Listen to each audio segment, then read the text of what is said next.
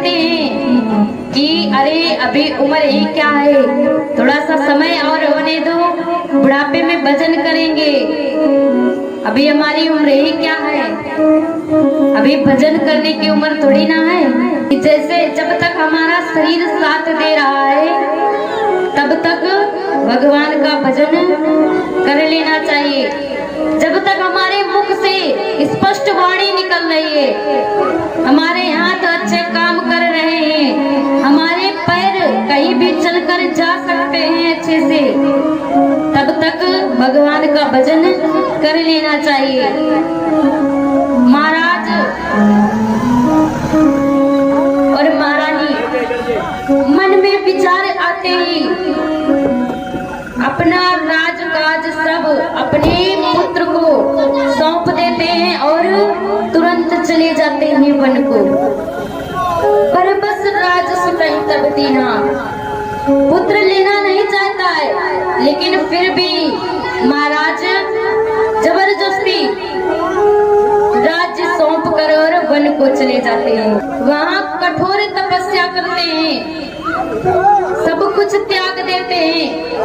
महाराज स्वयंभू महारानी शत्रुपा का शरीर मात्र हड्डियों का ढांचा बचता है। इतना कठोर तप कर रहे हैं, उनका तप देखकर विधि हरि हरि तप देख पारा, मनु समीप आए बहुवारा। भगवान ब्रह्मा विष्णु महेश जब उनका कठोर तप देखते हैं, बार बार उनके समीप जाते हैं कि जो भी मांगना है मांग लो, लेकिन अपना ये तप छोड़ दो। लेकिन वो किसी की नहीं सुनते। प्रतीक्षा किसकी कर रहे हैं? प्रभु श्री राम जी की। बोलते हैं जब तक वो नहीं आएंगे तब तक हमारा तप छूटने वाला नहीं है। इतना कठोर तप देखकर अब भगवान का हृदय भी पिघल गया कि नील सरोरु नील मणि नील नीर धर श्याम, लाजहि तने शोभा निरखी, कोटि कोटि सहत काम। भगवान जब उनका कठोर तप देखते हैं, भगवान स्वयं प्रकट होते हैं। जैसे ही भगवान प्रकट हुए, महाराज और महारानी दोनों उनके चरणों में गिर गए। भगवान बोलते हैं इतना कठोर क्यों चल रहा है तप? ये तप इतना कठोर किस कारण से चल रहा है?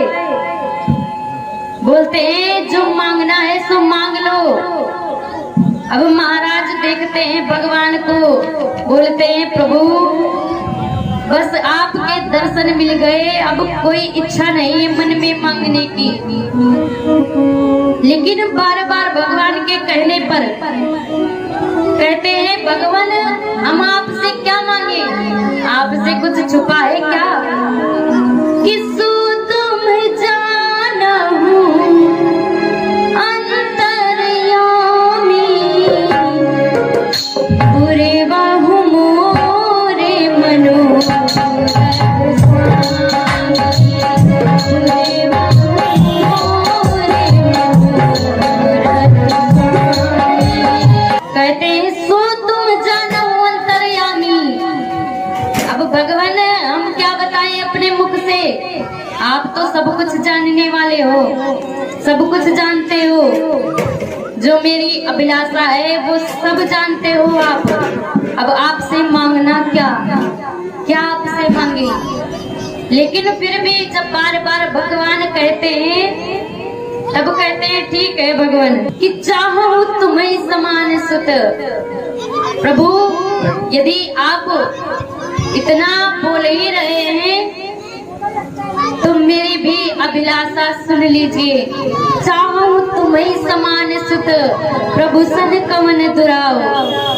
हे भगवान मेरी यही यही अभिलाषा है कि मुझे आपके समान पुत्र प्राप्त हो। अब भगवान ने भी तुरंत बोल दिया तथास्तु। लेकिन अब भगवान विचार करते हैं कि हमने तथास्तु तो बोल दिया, अब अपने समान खोजेंगे कहाँ?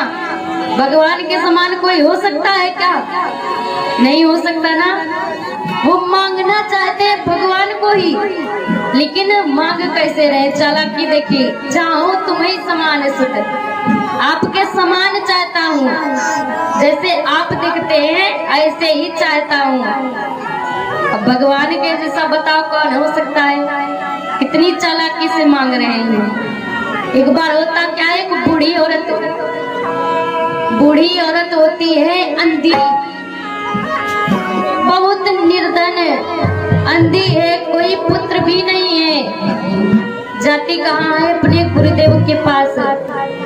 कहती है भगवान मेरी पूरी जिंदगी व्यतीत हो गई है, थोड़ी सी उम्र बची है, अब मैं चाहती हूँ कि मेरे एक पुत्र हो, मैं उसे अपनी आंखों से देखूं और अपनी गोदी में बिठाकर सोने के कटोरे से खीर खिलाऊं।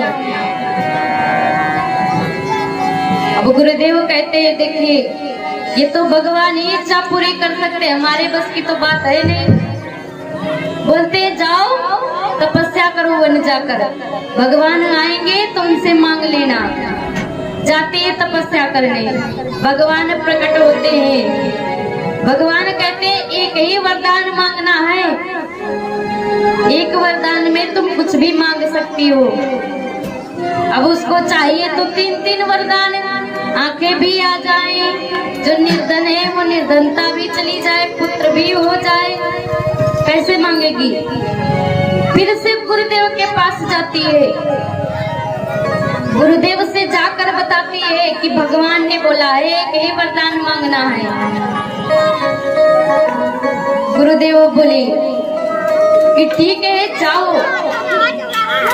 भगवान से बोल देना कि भगवान मैं चाहती हूँ कि मैं अपने पुत्र को अपनी आंखों से देखूं और अपने हाथों से उसे सोने के कटोरे में खीर खिलाऊं। भगवान को जाकर ऐसे बोल देती है एक ही लाइन में कि भगवान मैं चाहती हूँ कि मैं अपने पुत्र को अपनी आंखों से देखूं और सोने के कटोरे में उसे खीर खिलाऊं। अब बताइए, जब उसकी आंखें आएंगी तभी तो देखेगी, जब निर्धनता दूर होगी, धनवान बनेगी, तभी तो सोने के कटोरे में खिलाएगी। तीनों वरदान एक ही साथ में मांग लिए। ऐसे ही महाराज मनु और महारानी शत्रुपा भी भगवान से मांग क्या रहे? चाहूं तुम्हें समान सुत, प्रभु सन कवन दुराव। आपसे तो कुछ नहीं छिपा है भगवान, आपके समान मुझे पुत्र चाहिए। भगवान बोले तथास्तु, लेकिन अपने जैसा खोजेंगे कहाँ? तो भगवान कहते हैं कि आप सरिस को जम कहाँ जाई, नब तब तनाय हो मरियाई, नब तब तनाय हो मरियाई।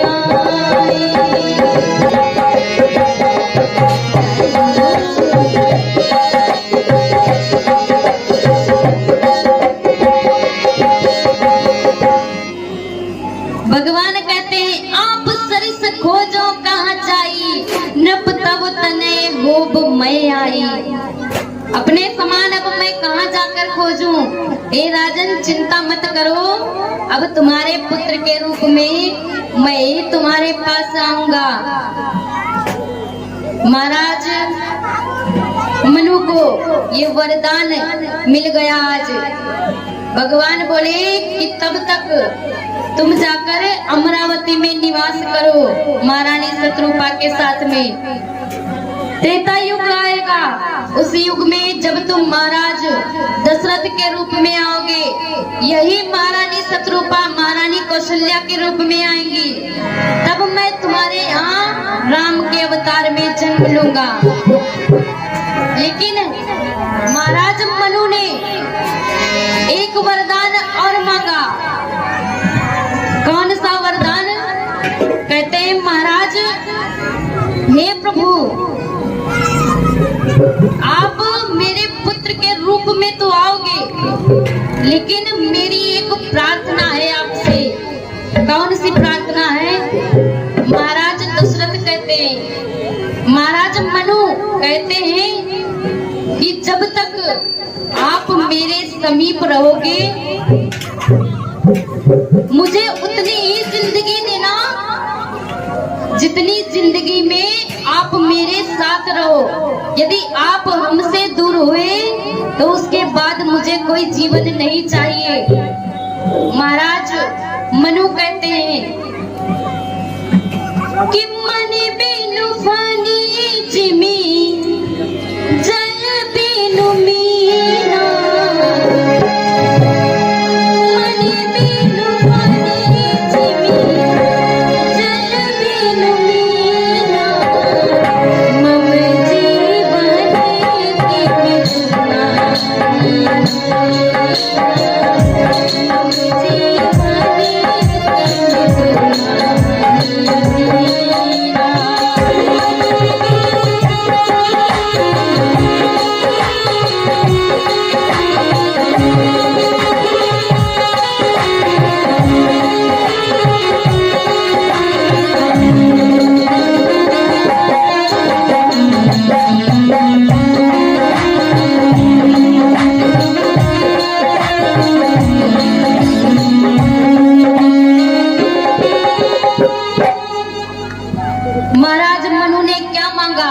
ध्यान देने योग्य बात है। महाराज मनु ने भगवान से मांगा कि हे प्रभु, मेरा जीवन उतना ही देना जब तक आप हमारे साथ में रहना।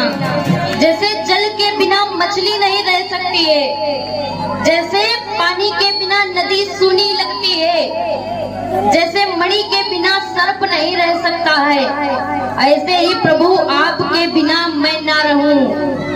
यही महाराज मनु अभी दशरथ के रूप में अयोध्या में जाएंगे, और जब प्रभु श्री राम जी का वनवास होता है तब महाराज दशरथ की मृत्यु हो जाती है, क्योंकि ये अभी से वरदान मांग लिए भगवान से इसी जन्म में। अभी तक जन्म नहीं लिए महाराज दशरथ के रूप में, और वरदान मांग चुके हैं कि मेरा जीवन उतना ही देना जब तक आप हमारे साथ में रहना। यदि आप हमें छोड़कर गए उसके बाद हमें कोई जीवन नहीं चाहिए, आपके बिना एक दिन भी नहीं। ये था भगवान के जन्म लेने का चौथा कारण। 4 कारण हो गए हैं। कौन कौन से? पहले कारण में जय और विजय की कथा श्रवण की सभी लोगों ने। दूसरे में महारानी वृंदा की। तीसरे में महर्षि नारद मुनि को जब मोह हुआ तब उन्होंने भगवान को श्राप दिया। चौथा कारण ये है महाराज मनु और महारानी शत्रुपा। अब पांचवा कारण कौन सा है? कैकेयी नाम का एक देश है जहाँ के राजा सत्यकेतु हैं। उनका जो बड़ा पुत्र है प्रताप भानु नाम का राजा। एक बार होता क्या है, प्रताप भानु जंगल जाते हैं वन शिकार करने के लिए। अब होता क्या है, एक बड़ा दौड़ाता हुआ इनको काफी दूर तक निकाल ले जाता है। उसके पीछे दौड़ते दौड़ते काफी दूर चले जाते हैं, रास्ता भी भटक जाते हैं, कुछ याद नहीं कहां से आए हैं। संध्या का समय हो रहा है। देखते क्या है, दूर एक कुटिया दिखाई दे रही है। प्रताप भानु उसी कुटिया में चले जाते हैं और वहां देखते क्या है, एक ऋषि ध्यान में बैठे हुए हैं। ये ऋषि कौन है? कपट मुनि। कहते हैं जब पिछले जन्म के राजा युद्ध में हार जाया करते थे तो जंगल चले जाते थे, साधु बाबा बन जाते थे। ये वही एक राजा है जिसे प्रताप भानु ने कभी हराया था। अब जैसे ही इस ऋषि ने देखा, तुरंत पहचान लिया प्रताप भानु को कि अरे ये तो प्रताप भानु है, वही राजा है जिसने हमें युद्ध में हराया था। अब तो इससे अच्छे से बदला लूंगा। महाराज प्रताप भानु पूछते हैं, देवर्षि को देखकर प्रणाम करते हैं उस कपट मुनि को। कहते हैं महाराज आप इस घने जंगल में अकेले क्या कर रहे हैं? यहाँ तो कोई भी दिखाई नहीं देता, मात्र आपकी एक कुटिया है। आप अकेले यहाँ क्या करते हैं? कौन है आप? कपट मुनि बताते हैं।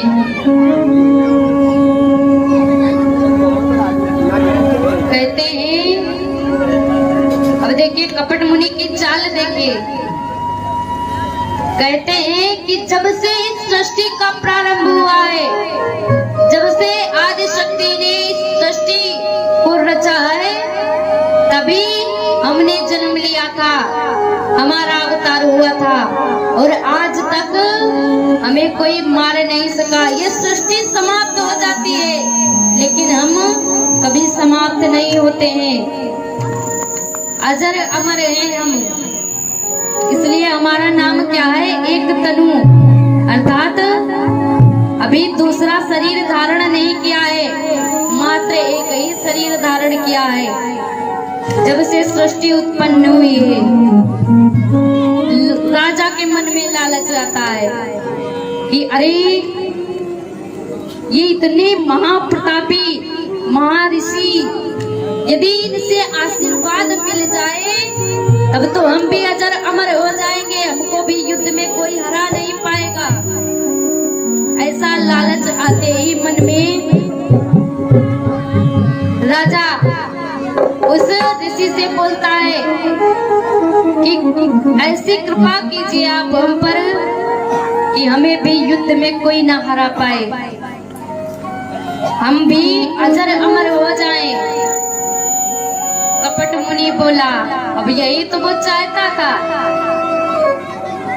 बोला ठीक है, हम आपसे बहुत प्रसन्न हैं, लेकिन एक बात है। कहते हैं यदि तुम जितने भी ब्राह्मण हैं तुम्हारे नगर में, सारे ब्राह्मणों को भोजन कराओ और उनसे जब आशीर्वाद प्राप्त होगा तो तुम्हारा कोई भी नाश नहीं कर पाएगा, तुम्हें कोई समाप्त नहीं कर पाएगा, कोई युद्ध में तुमको हरा नहीं पाएगा। यदि ब्राह्मणों ने आशीर्वाद दे दिया तो, और ब्राह्मण आशीर्वाद देंगे कैसे? कहता है कि मैं आऊंगा तुम्हारे घर, तुम्हारे पुरोहित का वेश धारण करके, तब तुम मुझे पहचान लेना और मैं आकर तुम्हारी रसोई बनाऊंगा, तुम्हारा भोजन बनाऊंगा। वो भोजन जब ब्राह्मण पाएंगे तब तुम्हें आशीर्वाद देंगे। राजा बड़ा प्रसन्न हुआ। कपट मुनि बोलता है कि जाओ अब विश्राम करो और तुम यहाँ कुटिया में सोओगे, सुबह अपने महल में ही उठोगे और जब मैं वहाँ तुम्हारे पुरोहित का रूप धारण करके आऊंगा तब तुम मुझे पहचान लेना। राजा गया सोने के लिए, सो गया और सुबह उठता है, देखता क्या है? अपने महलों में है वही जो बड़ा रूप धारण करके आया था, वही छल से राजा को वहां पहुंचाता है महल में। अब तो राजा को पूरा विश्वास हो गया कि अब हमारी मनोकामना पूर्ण होने वाली है। वही कपट मुनि वेश धारण करके आता है, महाराज की रसोई बनाता है, प्रताप भानु की रसोई। सारे जानवरों का मांस उस रसोई में बनाता है। सारे ब्राह्मण भोजन करने के लिए जब बैठते हैं तभी आकाशवाणी होती है कि ब्राह्मणों ये भोजन कदापि मत करना, अशुद्ध है ये भोजन। ऐसी आकाशवाणी होती है। जैसे ही ब्राह्मण आकाशवाणी सुनते हैं सारे ब्राह्मण खड़े हो जाते हैं और बिना कुछ सोचे समझे प्रताप भानु को श्राप दे देते हैं। कहते हैं पूरे कुल सहित जाओ, राक्षस हो जाना, पूरे कुल सहित।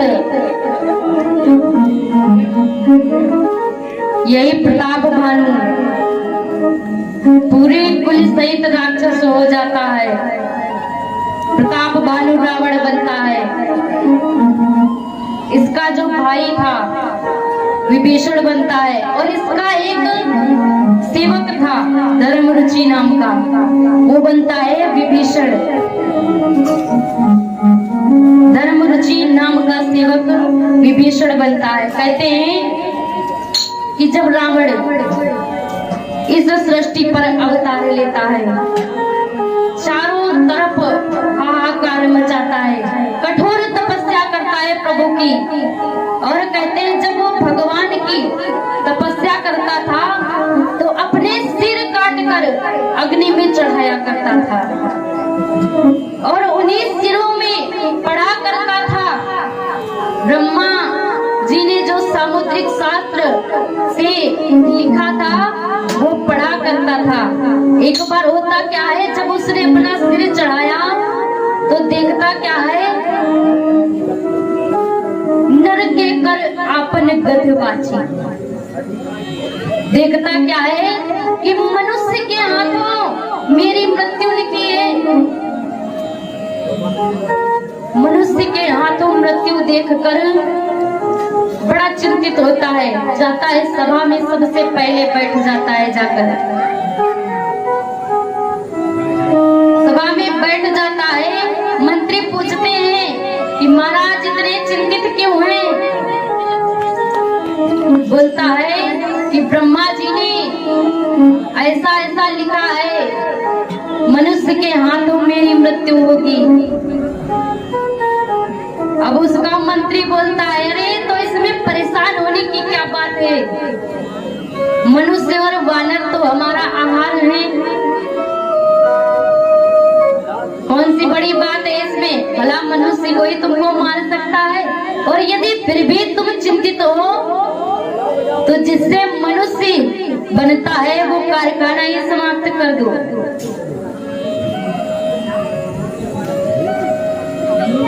कहता है विप्र धेनु सुर संत,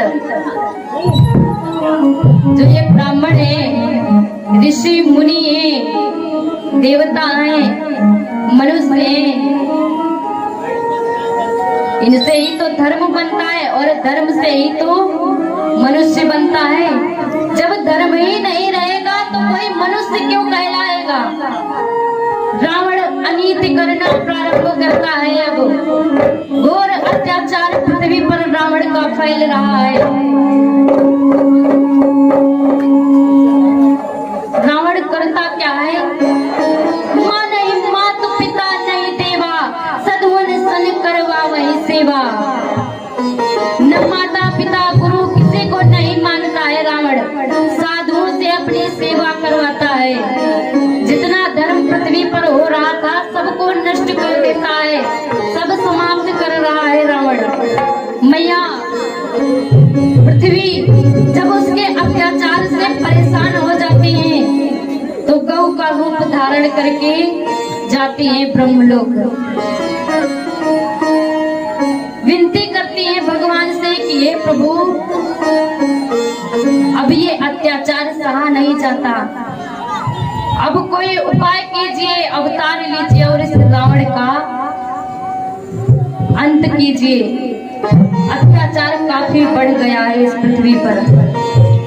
माता की विनती सुनकर भगवान आशीर्वाद देते हैं कि अब वो समय आ रहा है, भगवान के अवतार लेने का समय आ रहा है। चिंता मत कीजिए, अब जाइए, बहुत ही जल्दी भगवान अवतार लेने वाले हैं।